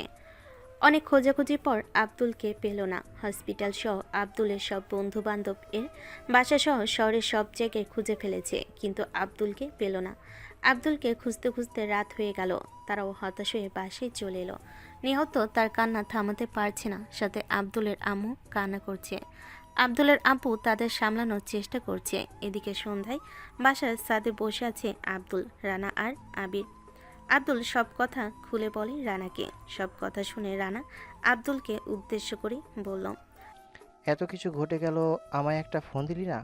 আমায় একটা ফোন দিলে আমি গিয়ে মেয়েটার সাথে তোর বিয়ে দিয়ে আসতাম। চল, তুই কালকেই ঢাকায় যাবি, আর ওই মিষ্টি নামের মেয়েটাকে তুলে এনে বিয়ে করবি। তার প্রয়োজন নেই। আমি চাইলে ওকে তুলে আনতে পারতাম, কিন্তু ও আমাকে কোনোদিন ভালোবাসেনি। আমার সাথে অভিনয় করেছে। আমি জোর করে কারো ভালোবাসা পেতে চাই না। জোর করে হয়তো বিয়ে করা যায়, তবে ভালোবাসা না। তাহলে এখন কি করবি? মর ওই মেয়েটার কথা ভেবে ভেবে। তানাকে যেভাবে ভুলেছি মিষ্টিকে ঠিক সেইভাবেই ভুলে যাব। একবার মন থেকে উঠে গেলে আর কখনো আপন হতে পারবে না, বা তার জন্য আফসোস হবে না। তাই তো এখানে এলাম। এখানে 2 থেকে 3 মাস থেকে ওকে ভুলার চেষ্টা করব। জানি না আজও ভুলতে পারবো কি না। আমি ওকে ভুলে যেতে পারবো। এই 2-3 মাসে নিজের উপর এইটুকু কনফিডেন্স আছে আমার। এই আব্দুল বেঈমানদের বেশি দিন মনে রাখে না। তা নয় বুঝলাম, কিন্তু তোর বাসায় একবার ফোন করে জানানো উচিত ছিল না? তোর বাসায় তোর আব্বু আম্মু আর নিহা আপু আবার চিন্তা করবে। রানা তো ঠিকই বলেছে আব্দুল, তুই বাসায় একটা ফোন কর, নাহলে তোর আব্বু আম্মু বাসায় টেনশন করবে। আর নেহা সব কিছু জানতে পারলে তো কি হবে বুঝতেই পারছিস। ঠিক আছে, তোর ফোনটা দে। একটা মেসেজ করে দিই নেহাকে, যেন আমার জন্য চিন্তা না করে। তারপর আব্দুল একটা মেসেজ করে দেয় নেহাকে। মেসেজে এমন কিছু লেখে আব্দুল যেন নেহা বুঝতে পারে এটাই আব্দুল। যখন নেহা বিশ্বাস করে নিশ্চিত হয় যে আব্দুল তাকে মেসেজ করেছে, তারপর নেহার ফোনে একটা মেসেজ দিয়ে আব্দুল সিমটা খুলে ফেলে দিল। এদিকে নেহা তার বাবা মাকে জড়িয়ে ধরে কান্না করছে, আর আব্দুলের বাবা মা নেহাকে সামলানোর চেষ্টা করছে। এমন সময় নেহার ফোনে একটা মেসেজ এলো। নেহা কিছু একটা ভেবে মেসেজটা ওপেন করলো। মেসেজে লেখা ছিল, তুই একদম চিন্তা করবি না নীলু, আর আমাকে খোঁজার চেষ্টা করবি না। আমাকে খুঁজলেও পাবি না। সময় হলে আমি বাসায় ফিরে আসবো। আর বাসায় আব্বু আম্মুর খেয়াল রাখবি নীলু, আর নিজের খেয়াল রাখবি। আমি যেখানে আছি ভালো আছি, আমার কিছু হয়নি। আর আব্বু আম্মুকে চিন্তা করতে বারণ করবি। কয়েকদিনের মধ্যে ফিরে আসবো আমি। মেসেজটা দেখে নেহার মুখে হাসি ফুটে উঠল। নেহা সাথে সাথেই ওই নাম্বারে কল দেয়, কিন্তু ফোন বন্ধ আসছে। আরও কয়েকবার ফোন দিয়েও কোনো লাভ হলো না, ফোন বন্ধ আসছে। তবুও নেহা নিজেকে শান্ত করলো এই ভেবে যে আব্দুল ঠিক আছে। নেহা নিশ্চিত যে মেসেজটা আব্দুলের, কারণ আব্দুল নেহাকে নীলু বলে ডাকে, যা নেহা ছাড়া কেউ জানে না। এটা ভেবে নেহা একটু শান্ত হলো এবং তার আব্বু আম্মুকে শান্ত করলো আব্দুলের কিছুই হয়নি বলে। আব্দুল বাসায় চলে আসবে এসব বলে তার আব্বু আম্মুকে একটু স্বাভাবিক করে তুলল। রাত 3টা, ছাদে একা বসে আছে আব্দুল। কিছুতে তার ঘুম আসছে না। আব্দুল একের পর এক সিগারেট আর একের পর এক সিগারেট খাচ্ছে। চোখ বেয়ে পড়ছে পানি। অনেক কষ্টে জমে আছে আব্দুলের চোখে। আব্দুল ইচ্ছে করে চোখের পানি থামাতে পারছে না। আব্দুল একসময় যার জন্য সিগারেট ছেড়েছিল, তার জন্য সিগারেট খেয়ে নিজের কলিজা পোড়াচ্ছে। হা হা, বিষয়টা আসলেই কেমন অদ্ভুত। আব্দুল দাঁড়িয়ে দাঁড়িয়ে সিগারেট খাচ্ছে। এমন সময় কেউ একজন আব্দুলের পাশে এসে দাঁড়ায়। আব্দুল তাকিয়ে দেখে রানা। রানা তখন বলল, যা রুমে গিয়ে ঘুমা, নিজেকে এভাবে কষ্ট দিস না।